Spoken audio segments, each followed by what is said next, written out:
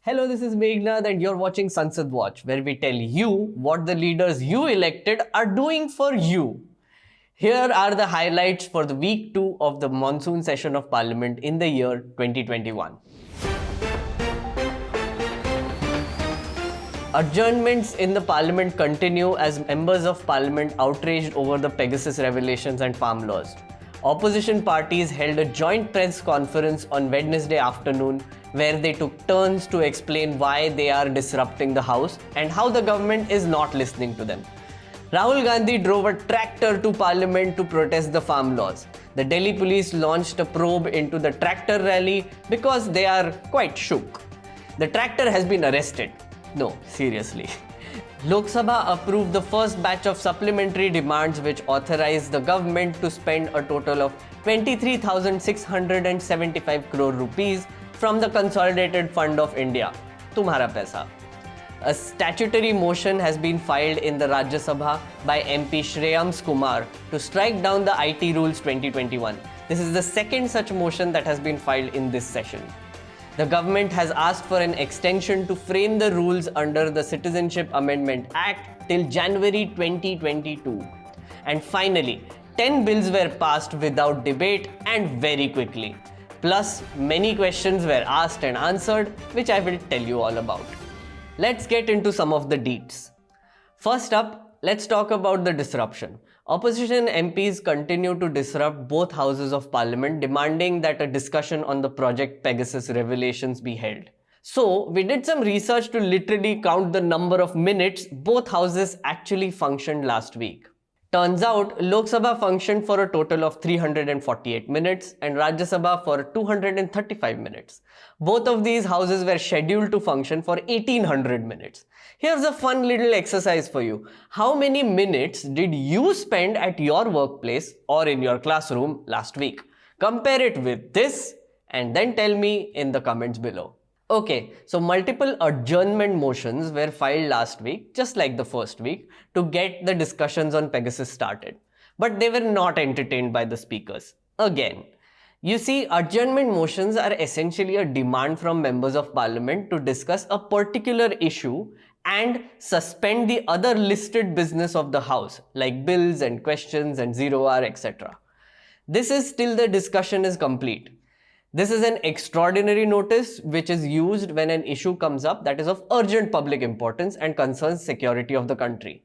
Essentially, it's a measure used to force the Parliament to discuss something that just cannot wait. Adjournment motions are like, abhi karna hai baat is par. Abhi. But in this entire thing, the government has been like, nope, I don't want to talk about it. We don't want to talk about it. What Pegasus? Who Pegasus? Why do you need to talk about a mythical flying horse? Heh. You know what? Let's just talk about substandard water purifiers instead. There have been complaints that RO systems, RO systems used in India are actually demineralizing the water, sir. In case you're wondering why they didn't show Jaydev Galla, the person talking about purifiers, it's because the camera operators were trying to find a good angle which does not show the protests and placards. You know, like, इधर से लेते हैं थोड़ा सा, अब नहीं दिख रहा है, अरे इधर से लो. Meanwhile, on Wednesday, opposition MPs from multiple parties, including Congress, DMK, NCP, Shiv Sena and RJD, held a press conference in the pouring rain. Rahul Gandhi spoke first, and then others took turns to express their outrage. जो हमारी आवाज है, उसे parliament house में दबाया जा रहा है. हमारा सिर्फ एक सवाल है, क्या हिंदुस्तान की सरकार ने पेगासस को खरीदा, हाँ या ना? हम नोटिस पे नोटिस दे रहे हैं, पेगासस पे नोटिस दिए हैं, हम किसान के काले कानून पे दिए हैं, हर चीज पे हम नोटिस दे रहे हैं, महंगाई पे नोटिस दिए हैं, लेकिन ये चर्चा कहाँ जा रहे हैं? हाउस कैसे चलेगा भाई? दो बड़े मुद्दे हैं नेशनल सिक्योरिटी के, एक तो पेगासस का है, किसानों का है. जितनी देर उस पर चर्चा करने के लिए गवर्नमेंट तैयार ही नहीं है, हाउस चलेगा कैसे? So these bunch of MPs are saying that the reason why they aren't allowing the House to function is because the government is refusing to hold a proper discussion on the Pegasus snooping scandal. You see, the IT minister appeared in both houses last week to give a statement on the whole thing and categorically trashed the entire investigative report, saying that there has been no unauthorized use. The thing is, he gave a statement, and that is a problem. A statement is not a discussion, it is a declaration. That is what has annoyed our MPs the most. The government is not hearing what they have to say and not answering their questions. Simple questions like, did you or did you not buy Israeli spyware weapons like Pegasus? Did you or did you not use it on citizens? Who paid for this military grade hacking software? Did the taxpayers pay for it? These questions have zero answers till now. Not just that, an official question was asked in the parliament on the same lines. Two MPs, Dr. T. Sumathi and Maneka Gandhi, asked whether the government has found the presence of spyware like Pegasus in the country and whether they have launched any investigation to find out. The government's response was, there is no such information available with the government. No such information? What? Matlab, even for this, they won't give a clear yes or no answer. So suffice to say, the deadlock in parliament continues and it looks like the opposition is not going to back down till they get some answers from the government. If you're someone who is like, yaar, nothing happens in parliament only, they just scream and shout and all only, disruption only, useless, then I have to say, A, you are wrong. A lot is happening in parliament because even these disruptions count as something is happening in parliament. And B, it is the responsibility of the government to run the house. If they fulfill the demands of the opposition, if they start answering the questions honestly, then things will calm down. Simple. Other than that, here, take an 8-minute video containing some constructive suggestions on how disruptions in parliament can be avoided. As this government keeps telling us, सकारात्मक सोचो और सकारात्मक बातें करो, तो ये लो, सकारात्मकता. Cheers. Moving on, there has been some high drama in the Standing Committee of Information and Technology. So while the opposition struggled to get the government to talk about Pegasus in both houses, there was another parallel attempt happening. The only other way to get answers was through the Standing Committee of Information Technology, which is headed by Congress MP Shashi Tharoor. News Laundry spoke to Tharoor about what exactly can the committee do to hold the government accountable. Here's what he had to say. If I get what you said, essentially you can summon these officers and question them about what is going on, essentially. Correct. And then put it into a report. That's what we do, and we report to Parliament. And that's about it. The ministries concerned do have to respond with comments on what we have said in our report. Right. And of course, in the meeting, they will have to answer our questions. But, frankly, it is not always possible to get a direct answer to the kinds of questions that the media has been asking. So we recorded this interview the week before. So this drama hadn't happened yet.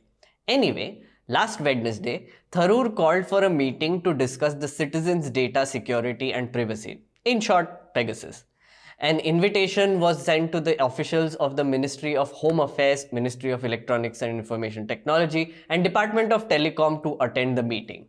Turns out, none of the officials invited for the meeting from either of the ministries turned up, citing different reasons for their absence. वो क्या है ना sir, dog hit my homework, I had a tummy ache and I got stuck in an elevator together. That type of thing. The 15 BJP MPs who were a part of the committee themselves showed up at the meeting but did not sign the attendance register. Because of this, the committee failed to meet the minimum number of participants required for this meeting to be held, and hence it had to be cancelled. Meanwhile, BJP MP Nishikant Dubey also moved a breach of privilege motion against Shashi Tharoor, stating that he was unfit to lead the standing committee since he had given several media interviews about the meeting on Pegasus even before the members were informed about it. Now, keep the politics aside and understand that standing committees are like a mini parliament. They have representation from across party lines. Their job is to take up an issue or a bill, discuss it, call government officials to answer some questions, and then generate a report and present it in both houses of parliament and therefore to the public. It's an exercise of fact-finding and information gathering for the greater good. Here you can see when it comes to Pegasus, the BJP does not want that. Moving on to some interesting questions of the week. MPs Mallikarjun Kharge and L. Hanumanthaiah asked for the number of people engaged in manual scavenging who have died during the last 5 years. To which the government responded, no such deaths have been reported due to manual scavenging. Yeah, that's a lie. You know why? Because in the budget session in February this year, the government responded to another question in the Lok Sabha saying 340 people had died while cleaning sewers and septic tanks in the past 5 years. So between February and July, now the data just disappeared? What even? Here's another interesting question. MPs Mallikarjun Kharge and Shakti Singh Gohil asked for the details of schools that have moved to online classes during the lockdown. The Ministry of Education gave a list of the number of schools with internet facilities in each state. According to this, more than 119,000 schools have internet facilities in India. Wait, let me put this in perspective a little bit.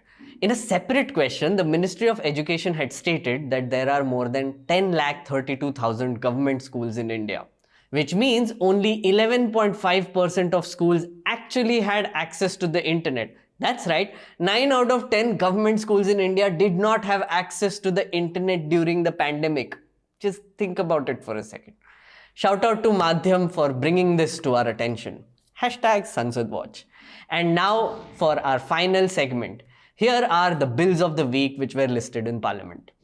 A whole bunch of bills were passed without any discussion or debate last week. I'm going to give you the name, what it's about, and how much time it took to pass them. Let's start. The Juvenile Justice Care and Protection of Children Amendment Bill. This concerns reducing the time for approval for adoptions. Passed in 21 minutes.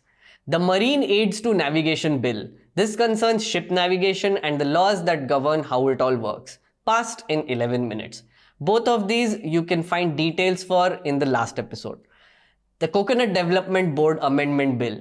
This one has to do with restructuring how the Coconut Development Board functions. For the greater good of the coconut people, of course. Industry ke log. Passed in 5 minutes.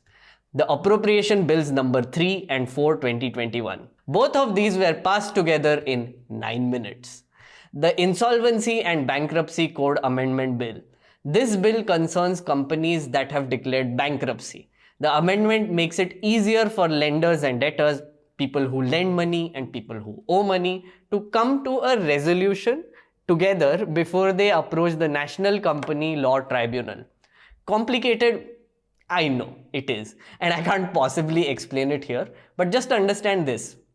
All of this is being done to avoid lengthy court procedures when it comes to insolvency and bankruptcy, plus to recover the buttload of bad loans that our banks have accumulated over time.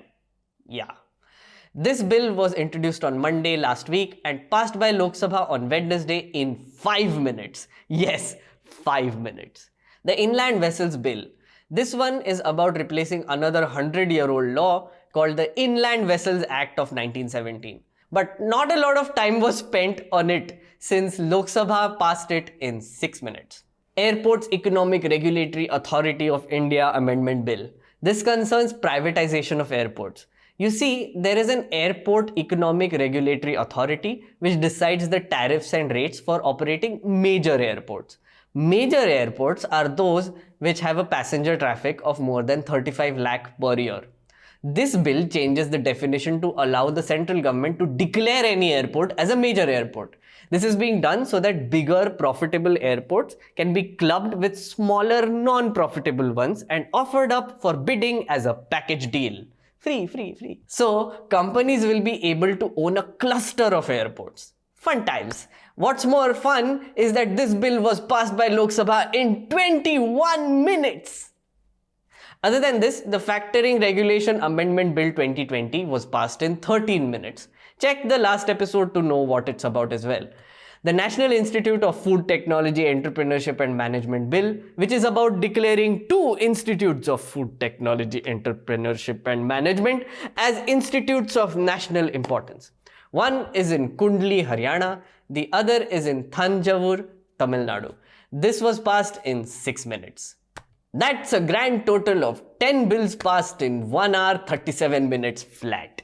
Do you know how long the movie Rajniti was? 2 hours 50 minutes. Yes. This wildly inaccurate depiction of fictional Indian democracy was longer than the real life Rajniti in our parliament, which directly affects you. Let that sink in. आज के लिए थोड़ा ज़्यादा TMI हो गया, I know. But here's a blast from the past to calm you down. This is what Dr. B.R. Ambedkar said on Bhakti on November 25th, 1949 during the Constituent Assembly debates. He was speaking about 3 things that should concern our democracy. Quote, "The second thing we must do is observe the caution which John Stuart Mill has given to all who are interested in the maintenance of democracy, namely, not to lay their liberties at the feet of even a great man or to trust him with power which enable him to subvert their institutions. There is nothing wrong in being grateful to great men who have rendered lifelong services to the country, but there are limits to gratefulness. This caution is far more necessary in the case of India than in the case of any other country. For in India, bhakti, or what may be called the path of devotion or hero worship, plays a part in its politics unequaled in magnitude by the part it plays in the politics of any other country in the world. Bhakti in religion may be the road to salvation of the soul. But in politics, bhakti or hero worship is a sure road to degradation and to eventual dictatorship. Told you it will calm you down. Yes. That's all for this episode of Sansad Watch. Remember, if you want to make Parliament great again, you need to watch it first. See you next week. Thank you so much for the feedback, guys. I have been reading all of your YouTube comments and it's really overwhelming. I'm glad you like it. I just wanted to tell you about Constitution. A lot of you said last week in the comments that I should do a series on the basics of democracy and how Parliament works. Well, I've already done it. 2 seasons of it. I will leave a link in the description below. You can go binge it. 2 seasons. Yes, it talks about how parliamentary committees function. It talks about what is privacy, what is free speech, and a lot of other things, including the basics of judiciary, bureaucracy, etc. So please do watch that. And if you like what we do, please do subscribe to News Laundry. Go to newslaundry.com/subscription and pay to keep news free. If you want more meaningful shows like this, support independent media, support News Laundry. We, being an independent platform, depend on our readers, viewers and listeners. Support independent media by subscribing to News Laundry. Go to newslaundry.com, click on the subscribe button at the top and pay to keep news free.